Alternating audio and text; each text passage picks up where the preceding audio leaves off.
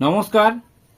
বিবিসিপি ব্রজবাবুর ছোটদের পাঠশালায় সবাইকে স্বাগত জানিয়ে শুরু করছি আমার বই প্রথম শ্রেণী প্রথম পর্ব, পৃষ্ঠা 120 এবং 121।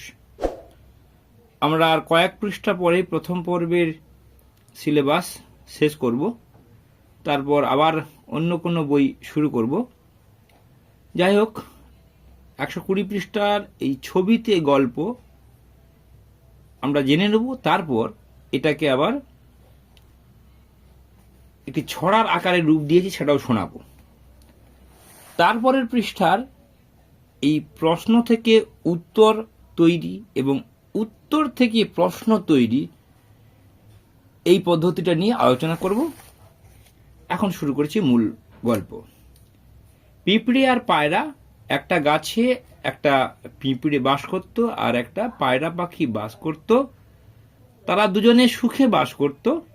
অবসর সময়ে তারা দুজনে মনের কথা বলতো। কথা বলতে বলতে পিঁপড়ের ঘুম পেয়ে গেল আর গাছ থেকে পুকুরে জলে পড়ে গেল। পিঁপড়ে হাবুডুবু করতে লাগলো আর বাঁচাও বাঁচাও বলে চিৎকার করতে লাগলো। এই কথা শুনে পায়রা পাখি কি করলো, ঠোঁটে একটা পাতা নিল এবং জলের উপরে ফেলে দিল। সেই জল থেকে সেই পাতার উপরে উঠে পড়ল এবং এমন সময় সে মনে মনে ভাবলো যে যেহেতু পাখিটা আমাকে রক্ষা করেছে, আমিও চেষ্টা করব একদিন না একদিন পাখিটাকে জীবন রক্ষা করার। তো পিঁপড়েটা এদিক ওদিক হাঁটাহাঁটি করছিল, দেখলো যে একজন ব্যাদ বা শিকারী সে পাখিটাকে মারার জন্য তাক করে দাঁড়িয়ে আছে। এমন সময় পিঁপড়ে গিয়ে কি করলো, কুট করে কামড়ে দিল। কামড়ে দেওয়ার ফলে সে যন্ত্রণা ছটপট করতে লাগলো। তার এবং পায়রা পাখি উড়ে চলে গেল তীর যাওয়ার আগে। তাহলে এখানে কি হলো না, বিপদের সময় যে বন্ধু পাশে দাঁড়ায় সেই হচ্ছে প্রকৃত বন্ধু। এটা হচ্ছে গল্পের নীতি কথা। আচ্ছা, এরপর আমরা চলে যাব, এই যে বলেছিলাম এইটাকে নিয়ে একটা ছোট কবিতার ছন্দ লিখেছি, সেটা শোনাবো। দেখুন, একটি গাছে বাস করত পিঁপড়ে আর পায়রা পাখি, মনের সুখে বাস করত দুজনেই ছিল বেশ সুখী। একটি গাছে বাস করত পিঁপড়ে আর পায়রা পাখি, মনের সুখে বাস করত দুজনেই ছিল বেশ সুখী। একদিন পিঁপড়েকে ঘুম পেল কথা বলার সময়, ঝপাস করে পড়ে গেল, নিচে ছিল জলাশয়। পায়রা পাখি বুদ্ধি করে ফেলল গাছের পাতা, পিঁপড়ে উঠল সেই পাতাতে, বলল তুমি পরিত্রাতা।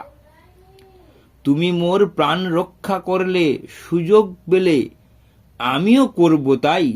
হঠাৎ একদিন পিঁপড়ে দেখে পায়রাকে মারতে চায় শিকারি ভাই।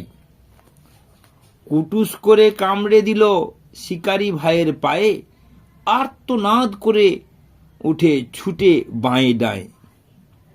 সুযোগ বুঝে পায়রা পাখি উড়ে গেল নীল আকাশে, খুশির গান গাইল দুজন, শিকারির মুখ হলো ফ্যাকাশে। বিপদের সময় বন্ধুর পাশে যদি থাকো তুমি, তোমার বিপদে সেই বন্ধুকে পাঠাবেন অন্তর্যামী। তুমি যদি বিপদে রক্ষা করো, তাহলে অন্তর্যামী অর্থাৎ ভগবান বা ঈশ্বর, তুমি বিপদে পড়লে তোমাকে কাউকে না কাউকে পাঠিয়ে রক্ষা করবে। এইভাবে আমরা 120 পৃষ্ঠার পাঠটি সম্বন্ধে জানলাম।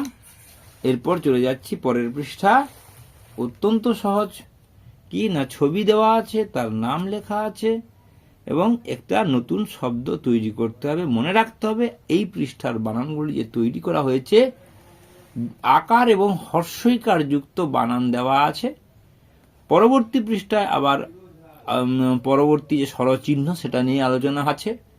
এই পৃষ্ঠায় আকার এবং হর্ষইকারের ব্যবহার দেওয়া আছে। বাটি শাড়ি হয়ে গেল বাড়ি, চাকা লাঠি হয়ে গেল কাঠি, চশমা ঘটি হয়ে গেল, তাহলে কি হলো? চয়াকার কয়াকার লয়াকার ঠয়সই হয়ে গেল কাঠি, চ তালব্যস ময়াকার চশমা, ঘট হর্ষই ঘটি হয়ে গেল মাটি আর চটি, ছ বহর্ষই আর চহর্ষই ল। এখানে গাড়িটা ভুল দেওয়া আছে, গাড়ি দিয়ে হচ্ছে না, চিল হলে ঠিক হবে, তাই ছবি আর চিল হয়ে গেল বিল, ঢয়াকার ক ঢাক আর ঢাল হয়ে গেল কল, বক ও বক চহর্ষই ল চিল হয়ে গেল। এইটা এইখানে হবে, এইটা এখানে হবে, এই গাড়িটা এইখানে হবে আর চিলটা এইখানে হবে, এইখানে গাড়ির ছবি হবে, হয়ে যাবে।